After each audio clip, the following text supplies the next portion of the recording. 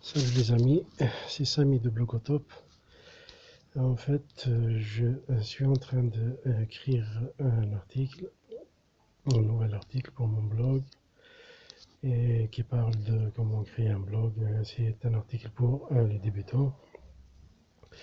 Et je me suis dit pourquoi ne pas partager ma méthode d'écriture parce que elle semble me réussir. D'ailleurs, quand j'ai vu les résultats depuis que j'ai commencé à l'appliquer, j'ai pas cru.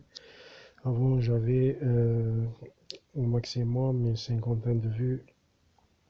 Et dès que j'ai commencé à appliquer cette méthode, moi, je l'ai apprise petit à petit. Ça commence à ramener ses fruits et je commence à atteindre les 300. J'ai vu hier, il y a des articles avec 336 vues, rien que avec Google. Donc je me suis dit, et c'est ma philosophie dans mon blog, j'apprends et je partage. C'est pour ça que j'ai créé ce blog. J'apprends comment faire son blog et je le partage dans des articles. D'ailleurs, je vous invite à voir les autres articles. Vous trouverez peut-être des choses intéressantes. Bon, revenons à notre sujet, c'est comment écrire un bon article de blog, comment le structurer, comment l'optimiser SEO. On ne va pas entrer dans de très grands détails, mais je vais vous donner les lignes directrices, pratiquement comment le faire. Bon, vous commencez par choisir un bon titre.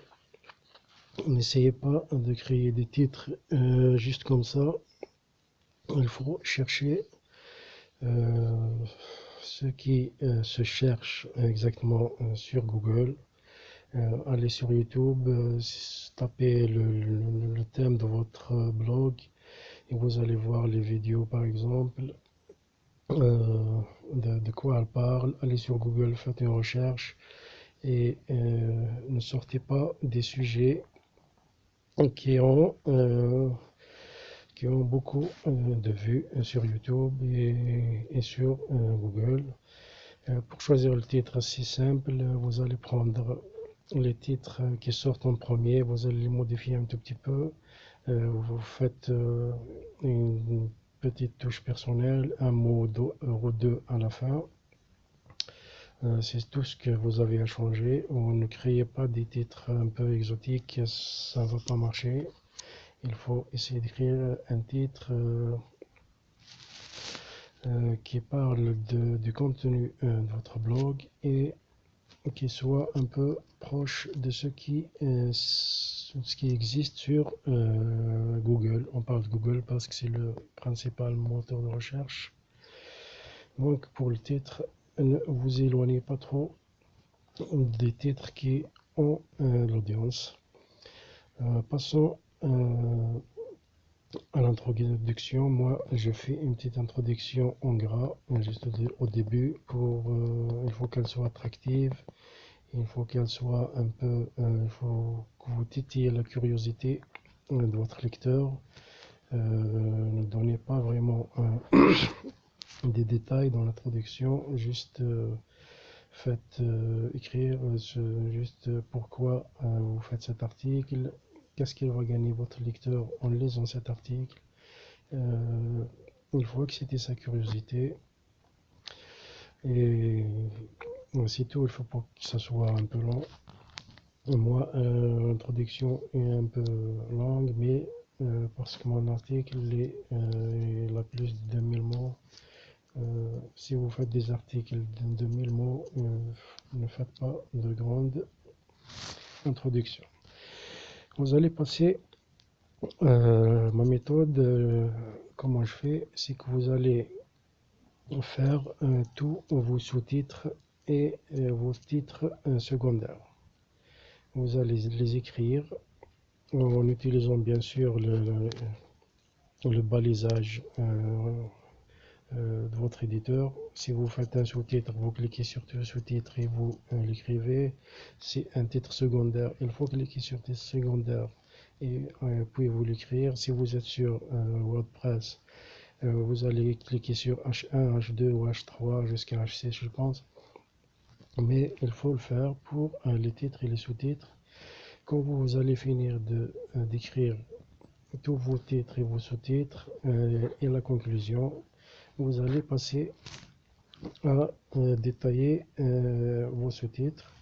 Comme ça, vous n'allez pas vous perdre et au final, vous trouvez que votre article est bien structuré. C'est très important pour l'optimisation SEO. Et comme ça, les crawlers ou les robots de recherche de Google ne vont pas s'y perdre. Dans vos articles, vous allez essayer d'être le plus clair possible, de répondre vraiment à la question posée dans votre titre. Vous allez essayer de ramener quelque chose de nouveau. Voilà. Même si vous allez faire une recherche, vous trouverez des réponses un peu partout. Il faut faire votre touche personnelle.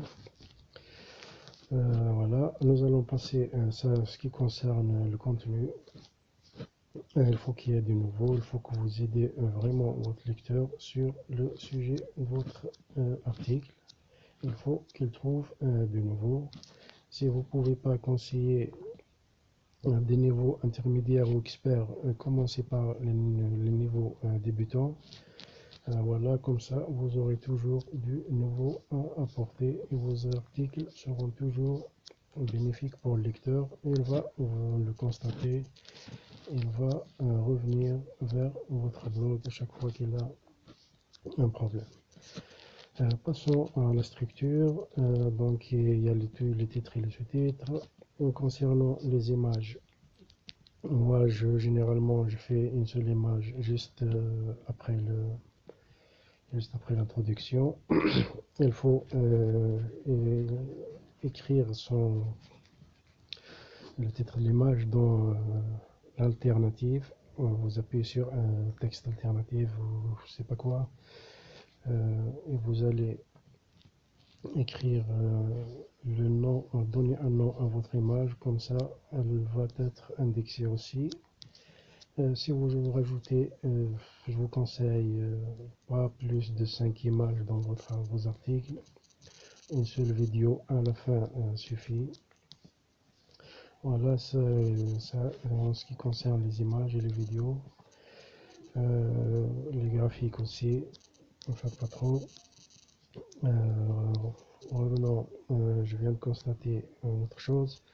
Vous ferez bien de mettre en gras tous les mots-clés de votre article. Comme ça, ils apparaissent plus que les autres. Parce que le lecteur, quand il rentre dans quand il lit votre article, il commence par le feuilleter. Et c'est ces mots en gras qui vont attirer son attention et qui vont faire qu'il va lire tout le reste. Voilà. Les mots-clés, vous allez choisir un mot-clé, vous allez ou deux, vous allez créer tout votre article basé sur ces mots-clés. Par exemple, si vous faites un article sur comment réparer une voiture, vous allez mettre réparer ce mot réparer une voiture dans le titre.